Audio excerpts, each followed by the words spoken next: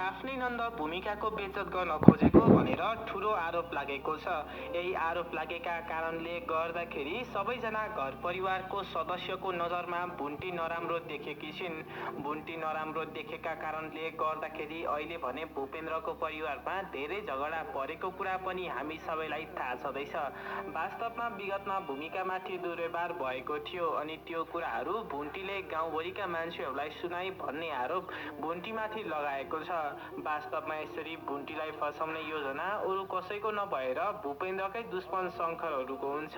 शङ्करले भूपेन्द्रसँग आफ्नो बदला पूरा गर्नको लागि आफ्नो एकजना व्यक्तिलाई खटाएर अनि पैसा दिएर बुन्टीकै कारणले गर्दाखेरि भूमिकाको बदनाम भएको हो भन्ने कुराहरू गाउँभरि फैलाएको छ। त्यति मात्र नभएर भूमिकामाथि दुर्व्यवहार गर्ने केटा पनि बुन्टीले नै खटाएको हो भनेर यसरी झुटो आरोपहरू शङ्करले भूपेन्द्रकी श्रीमती बुन्टीलाई फसाउनको लागि यति ठूलो षड्यन्त्र रचेको हो। तर यस विषयमा भने कसैलाई पनि जानकारी छैन। यता भीम अनि भूमिका दुवैजना भने बुन्टीमाथि एकदमै ठूलो आरोपहरू लगाइरहेका छन्।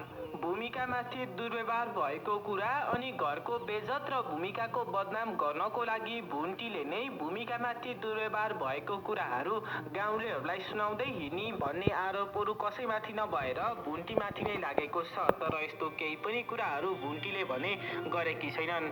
बुन्टीमाथि लागेका यी सबै आरोपहरू झुटा हुन्। वास्तवमा बुन्टीले त जहिले पनि भूमिकाको साथ दिइरहेको कुरा हामी सबैलाई थाहा छँदैछ। तर त्यो कुरा न त भूमिकाले बुझिन् न त भीमले नै त्यो कुरा बुझे। बरु यी दुवैजनाले बुन्टीकै कारणले गर्दाखेरि बदनाम भएको हो भनेर झुटो आरोपहरू लगाइरहेका छन्। तर बुन्टीले भने आफ्नै नन्द भूमिकाको बदनाम हुने काम कहिले पनि गरेकी छैनन्। हामीले भूमिकाले आफ्नी भाउजू बुन्टीलाई मार्ने कोसिस गरेकी थिइन् भन्ने कुरा पनि देख्न सक्छौँ। वास्तवमा भूमिकाले भाउजूकै कारणले गर्दाखेरि मेरो धेरै बदनाम भयो।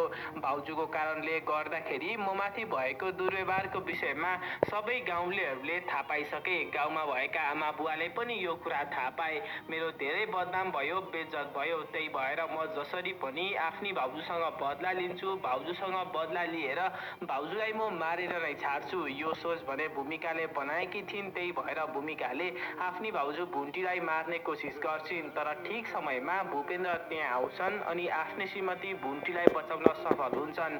भूपेन्द्र त्यहाँ आएर भूमिकाले बोकेको त्यो चक्कु खोसेर फ्याँकिदिन्छन् अनि भूमिकालाई एक झापड हान्छन्।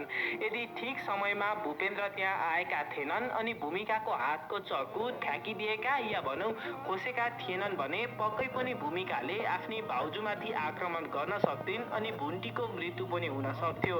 तर धन्न भूपेन्द्र सही बेलामा आउँछन् अनि आफ्नै श्रीमती बुन्टीलाई बचाउन त सफल हुन्छन्। त्यति मात्र नभएर भूमिकालाई पनि सजाय दिन्छन्। भूपेन्द्रले यसरी भूमिकालाई एक झापट हानेकै कारणले गर्दाखेरि अनि भूमिकालाई कराएर